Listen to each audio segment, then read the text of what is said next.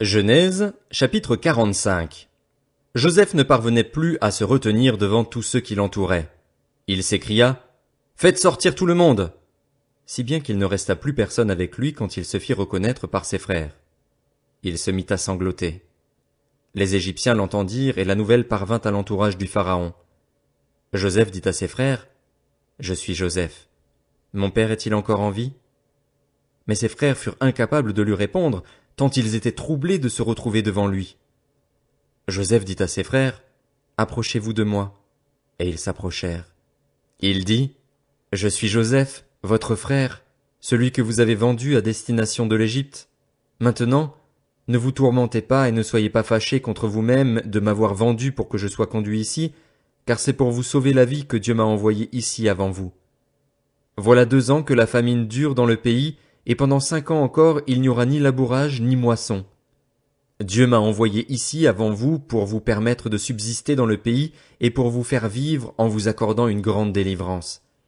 Ce n'est donc pas vous qui m'avez envoyé ici, c'est Dieu. Il m'a établi père du Pharaon, seigneur de toute sa maison et gouverneur de toute l'Égypte. Dépêchez-vous de remonter vers mon père pour lui annoncer, « Voici ce qu'a dit ton fils Joseph. Dieu m'a établi seigneur de toute l'Égypte. Descends vers moi sans tarder. Tu habiteras dans la région de Goshen et tu seras près de moi avec tes enfants et petits-enfants, tes brebis et tes bœufs, ainsi que tout ce qui est à toi. Là je te nourrirai, car il y aura encore 5 années de famine. Ainsi tu ne seras pas réduit à la misère, ni toi, ni ta famille, ni tout ce qui t'appartient. Vous voyez de vos yeux, et mon frère Benjamin le voit de ses yeux, que c'est moi-même qui vous parle. Racontez à mon père toute la gloire dont je jouis en Égypte et tout ce que vous avez vu, et dépêchez-vous de faire descendre mon père ici. » Puis il se jeta au cou de son frère Benjamin et pleura. Benjamin pleura aussi à son cou. Joseph embrassa tous ses frères en pleurant. Après quoi, ses frères discutèrent avec lui. Le bruit circula au palais du Pharaon que les frères de Joseph étaient arrivés, et cette nouvelle plut au Pharaon et à ses serviteurs. Le Pharaon dit à Joseph, « Dis à tes frères, faites ceci, chargez vos bêtes et partez pour le pays de Canaan. Prenez votre père et vos familles et venez vers moi. Je vous donnerai ce qu'il y a de meilleur en Égypte et vous mangerez les meilleurs produits du pays. Tu as ordre de leur dire, faites ceci, prenez en Égypte des chariots pour vos enfants et pour vos femmes, amenez votre père et venez. Ne regrettez pas ce que vous laisserez, car ce qu'il y a de meilleur dans toute l'Égypte sera pour vous. » C'est ce que firent les fils d'Israël. Joseph leur donna des chariots, conformément à l'ordre du Pharaon. Il leur donna aussi des provisions pour la route. Il leur donna à tous des vêtements de rechange, mais à Benjamin il donna 300 pièces d'argent et 5 vêtements de rechange. Il envoya à son père 10 ânes chargés de ce qu'il y avait de meilleur en Égypte ainsi que 10 ânesses chargées de blé, de pain et de nourriture pour le voyage de son père. Puis il laissa partir ses frères. Lorsque ceux-ci partirent, il leur dit, « Ne vous disputez pas en chemin. » Ils remontèrent de l'Égypte et arrivèrent dans le pays de Canaan vers leur père Jacob. Ils lui annoncèrent, « Joseph vit encore, et c'est même lui qui gouverne toute l'Égypte. » Cependant, Jacob resta sans réaction parce qu'il ne les croyait pas. Ils lui rapportèrent alors toutes les paroles que Joseph leur avait dites, et lorsqu'il vit les chariots que Joseph avait envoyés pour le transporter, leur père Jacob se ranima. Israël dit, « Cela suffit, mon fils Joseph est encore en vie. Je veux aller le voir avant de mourir. » Genèse, chapitre 46. Israël partit donc avec tout ce qui lui appartenait. Arrivé à Beër-Shéba, il offrit des sacrifices au Dieu de son père Isaac. Dieu parla à Israël dans une vision pendant la nuit. Il dit, « Jacob, Jacob. » Israël répondit, « Me voici. » Dieu dit, « Je suis Dieu, le Dieu de ton père. N'aie pas peur de descendre en Égypte, car là-bas je ferai de toi une grande nation. Je descendrai moi-même avec toi en Égypte et je t'en ferai moi-même remonter. C'est Joseph qui te fermera les yeux. » Jacob quitta Beër-Shéba. Les fils d'Israël installèrent leur père Jacob avec leurs enfants et leurs femmes sur les chariots que le Pharaon avait envoyés pour les transporter. Ils prirent aussi leurs troupeaux et les biens dont ils étaient devenus propriétaires dans le pays de Canaan.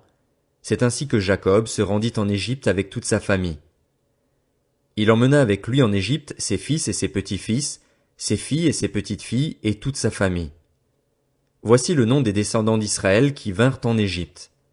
Il y avait Jacob et ses fils aîné de Jacob, Ruben, fils de Ruben, Enoch, Palu, Hetzron et Carmi. Fils de Siméon, Jémuel, Jamin, Ohad, Jakin et Tsochar, ainsi que Saül, le fils de la Cananéenne. Fils de Lévi, Gershon, Kehath et Merari. Fils de Juda, Onan, Shéla, Péretz et Zérar. Cependant, et Onan moururent dans le pays de Canaan. Les fils de Péretz furent Hetzron et Hammul. Fils d'Issachar, Tola, Puva, Job et Shimron. Fils de Zabulon, Séred, Élon et Jalil. Voilà quels étaient les descendants que Léa avait donnés à Jacob à Padan Aram, en plus de sa fille Dina. Ses descendants et descendantes étaient 33 au total. Fils de Gad, Tsifshon, Hagi, Shuni, Etzbon, Eri, Arodi et Aréeli. Fils d'Azer, Jimna, Jishva, Jishvi, ainsi que Sérar, leur sœur. Fils de Béria, Héber et Malkiel. Voilà quels étaient les descendants de Zilpa, la servante dont Laban avait fait cadeau à sa fille Léa. Elle donna ses enfants à Jacob, 16 personnes au total. Fils de Rachel, la femme de Jacob, Joseph et Benjamin. En Égypte, Joseph eut Manassé et Éphraïm que lui donnèrent Asnath, fille de Potiphéra, le prêtre d'On. Fils de Benjamin, Béla, Béker, Ashbel, Guéra, Naaman, Éhi, Rosh, Mupim, Hupim et Ard. Voilà quels sont les descendants que Jacob eut par Rachel, 14 personnes au total. Fils de Dan, Hushim. Fils de Nephtali, Jatsil, Guni, Jetser et Shilem. Voilà quels sont les descendants de Bila, la servante dont Laban avait fait cadeau à sa fille Rachel. Elle donna ses enfants à Jacob, 7 personnes au total. Le nombre total des personnes qui accompagnèrent Jacob en Égypte et qui étaient issues de lui était de 66, sans compter les femmes des fils de Jacob. Joseph avait 2 fils qui lui étaient nés en Égypte. Le nombre total des personnes de la famille de Jacob qui vinrent en Égypte était de 70. Jacob envoya Juda vers Joseph avant lui pour qu'il lui prépare la voie en Gozen, et ils arrivèrent dans la région de Gozen. Joseph attela son char et y monta pour aller à la rencontre de son père Israël en Gozen. Dès qu'il le vit, il se jeta à son cou et pleura longtemps sur son épaule. Israël dit à Joseph, « Je peux mourir maintenant, puisque tu es encore en vie et que j'ai vu ton visage. » Joseph dit à ses frères et à la famille de son père, « Je vais avertir le Pharaon et je lui dirai, « Mes frères et la famille de mon père, qui étaient dans le pays de Canaan, sont venus vers moi. Ces hommes sont bergers, car ils élèvent du bétail. Ils ont amené leurs brebis, leurs bœufs et tout ce qui leur appartient. Quand le Pharaon vous appellera et demandera, « Quelle est votre occupation ?» Vous répondrez, « Tes serviteurs ont élevé du bétail depuis leur jeunesse jusqu'à présent, tout comme leurs ancêtres. De cette manière vous pourrez habiter dans la région de Gozen, puisque tous les bergers font horreur aux Égyptiens. » Genèse, chapitre 47. Joseph alla avertir le Pharaon et lui dit, « Mes frères et mon père sont venus du pays de Canaan avec leurs brebis, leurs bœufs et tout ce qui leur appartient. Ils sont dans la région de Gozen. » Il avait pris 5 de ses frères et il les présenta au Pharaon. Le Pharaon leur dit, « Quelle est votre occupation ?» Ils répondirent au Pharaon, « Tes serviteurs sont bergers, tout comme l'étaient leurs ancêtres. » Ils dirent encore au Pharaon, « Nous, tes serviteurs, nous sommes venus pour séjourner dans le pays parce qu'il n'y a plus de pâturage pour notre bétail. En effet, la famine pèse lourdement sur le pays de Canaan. Veuille donc autoriser tes serviteurs à s'installer dans la région de Gozen. » Le Pharaon dit à Joseph, « Ton père et tes frères sont venus vers toi. L'Égypte est devant toi. Installe ton père et tes frères dans la meilleure partie du pays, qu'ils habitent dans la région de Gozen.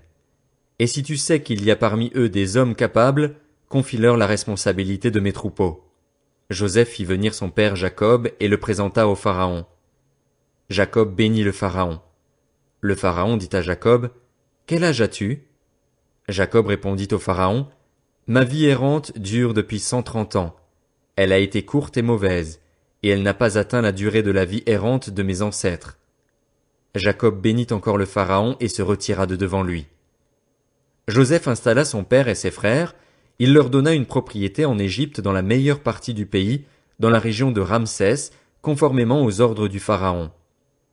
Joseph fournit du pain à son père et à ses frères ainsi qu'à toute la famille de son père, en tenant compte du nombre d'enfants. Il n'y avait plus de pain dans tout le pays, car la famine était très grande. L'Égypte et le pays de Canaan dépérissaient à cause de la famine. Joseph récolta tout l'argent disponible en Égypte et dans le pays de Canaan et versait en échange de blé, et il le fit entrer dans la maison du Pharaon. Quand l'argent de l'Égypte et du pays de Canaan fut épuisé, tous les Égyptiens vinrent trouver Joseph en disant, « Donne-nous du pain. Pourquoi mourrions-nous sous tes yeux? En effet, il n'y a plus d'argent. » Joseph dit, « Donnez vos troupeaux, et je vous donnerai du pain en échange de votre bétail s'il n'y a plus d'argent. » Ils amenèrent leurs troupeaux à Joseph, et celui-ci leur donna du pain en échange des chevaux, des troupeaux de brebis et de bœufs et d'ânes. Il leur fournit ainsi du pain cette année-là, en échange de tous leurs troupeaux. Lorsque cette année fut passée, l'année suivante, ils vinrent trouver Joseph et lui dirent, « Nous ne te cacherons pas, Seigneur, que l'argent est épuisé et que nos troupeaux de bétail sont déjà en ta possession, Seigneur. Il ne reste plus rien devant toi, Seigneur, si ce n'est notre corps et nos terres. Pourquoi mourrions-nous sous tes yeux, nous et nos terres? Achète-nous avec nos terres en échange de pain et nous serons au service du Pharaon, nous et nos terres. Donne-nous de quoi semer afin que nous restions en vie et ne mourrions pas, et que nos terres ne soient pas dévastées. » Joseph acheta toutes les terres de l'Égypte pour le Pharaon. En effet, les Égyptiens vendirent chacun leur champ parce que la famine les pressait. C'est ainsi que le pays devint la propriété du Pharaon. Quant à la population, il la déplaça dans les villes, d'un bout à l'autre des frontières de l'Égypte. Il n'y eut que les terres des prêtres qu'il n'acheta pas, parce qu'il y avait une prescription du Pharaon en leur faveur. Ils vivaient du revenu que leur assurait le Pharaon, c'est pourquoi ils ne vendirent pas leurs terres. Joseph dit au peuple, « Je vous ai acheté aujourd'hui, ainsi que vos terres, pour le Pharaon. Voici de la semence pour vous, et vous pourrez ensemencer le sol. Vous donnerez 1/5 de la récolte au Pharaon, et vous aurez les 4 autres parties pour ensemencer les champs et pour vous nourrir, vous, vos enfants et les membres de votre foyer. » Ils dirent, « Tu nous sauves la vie. Si nous trouvons grâce à tes yeux, Seigneur, nous serons esclaves du Pharaon. » Joseph fit de cela une prescription, en vigueur aujourd'hui encore, d'après laquelle 1/5 du revenu des terres de l'Égypte appartient au Pharaon. Seules les terres des prêtres n'appartiennent pas au Pharaon. Quant à Israël, il s'installa donc en Égypte dans la région de Gozen. Ils acquirent des propriétés, eurent des enfants et devinrent très nombreux. Jacob vécut 17 ans en Égypte, et la durée de sa vie fut de 147 ans. Lorsqu'Israël approcha du moment de sa mort, il appela son fils Joseph et lui dit, « Si j'ai trouvé grâce à tes yeux, mets ta main sous ma cuisse et jure que tu feras preuve de bonté et de fidélité envers moi en ne m'enterrant pas en Égypte. Quand je serai couché en compagnie de mes ancêtres, tu me transporteras à l'extérieur de l'Égypte et tu m'enterreras dans le tombeau familial. » Joseph répondit, « J'agirai conformément à ta parole. » Jacob dit, « Jure-le-moi. » Et Joseph le lui jura. Puis Israël se prosterna à la tête de son lit. Genèse, chapitre 48. Après cela, on vint dire à Joseph, « Ton père est malade. » Il prit avec lui ses 2 fils Manassé et Éphraïm. On avertit Jacob, on lui dit, « Voici ton fils Joseph qui vient vers toi. » Israël rassembla ses forces et s'assit sur son lit. Jacob dit à Joseph, « Le Dieu Tout-Puissant m'est apparu à Luz, dans le pays de Canaan, et il m'a béni. Il m'a dit, « Je te donnerai des enfants. Je rendrai tes descendants nombreux, et je ferai sortir de toi tout un groupe de peuples. Je donnerai ce pays à ta descendance après toi pour qu'elle le possède toujours. Désormais, les 2 fils qui te sont nés en Égypte avant mon arrivée vers toi en Égypte seront les miens. Éphraïm et Manassé seront mes fils, tout comme Ruben et Siméon. Quant aux enfants que tu as eus après eux, ils resteront les tiens. Ils seront associés à leurs frères dans leur héritage. À mon retour de Padan, Rachel est morte en route près de moi dans le pays de Canaan, à une certaine distance d'Éphrata. C'est là que je l'ai enterré, sur le chemin d'Éphrata, c'est-à-dire Bethléem. Puis Israël regarda les fils de Joseph et demanda, Qui sont ceux-ci? Joseph répondit à son père, Ce sont mes fils. Dieu me les a donnés ici. Israël dit, Fais-les approcher de moi pour que je les bénisse. La vue d'Israël avait baissé à cause de la vieillesse, il ne voyait plus bien. Joseph les fit approcher de lui et Israël les embrassa et les étreignit tendrement. Israël dit à Joseph, Je ne pensais pas revoir ton visage, et voici que Dieu me fait même voir ta descendance. Joseph les retira des genoux de son père et se prosterna jusqu'à terre devant lui. Puis il les prit tous les deux par la main, il tint Éphraïm de la main droite, de telle sorte qu'il était à gauche d'Israël, et Manassé de la main gauche, de telle sorte qu'il était à droite d'Israël, et il les fit approcher de lui. Israël tendit sa main droite et la posa sur la tête d'Éphraïm, qui était le plus jeune, et il posa sa main gauche sur la tête de Manassé. Ce fut intentionnellement qu'il posa ses mains ainsi, car Manassé était l'aîné. Il bénit Joseph et dit, Que le Dieu devant lequel ont marché mes pères Abraham et Isaac, le Dieu qui a pris soin de moi depuis que j'existe jusqu'à aujourd'hui, l'ange qui m'a délivré de tout mal, bénisse ces garçons. Que mon nom et celui de mes pères Abraham et Isaac subsistent à travers eux et qu'ils se multiplient abondamment à l'intérieur du pays. Joseph vit avec déplaisir que son père posait sa main droite sur la tête d'Éphraïm. Il prit la main de son père pour la détourner de la tête d'Éphraïm et la diriger sur celle de Manassé. Joseph dit à son père, Ce n'est pas juste, mon père, car c'est celui-ci qui est l'aîné. Pose ta main droite sur sa tête. Son père refusa et dit, Je sais, mon fils, je sais. Lui aussi donnera naissance à un peuple, lui aussi sera grand, mais son frère cadet sera plus grand que lui, et sa descendance remplira les nations. Il les bénit ce jour-là. Il dit, C'est par toi qu'Israël bénira en disant, Que Dieu te traite comme Éphraïm et comme Manassé. Il plaça Éphraïm avant Manassé. Israël dit à Joseph, Je vais mourir, mais Dieu sera avec vous et il vous fera retourner dans le pays de vos ancêtres. Je te donne une part de plus qu'à tes frères, Sichem, que j'ai pris aux Amoréens avec mon épée et mon arc.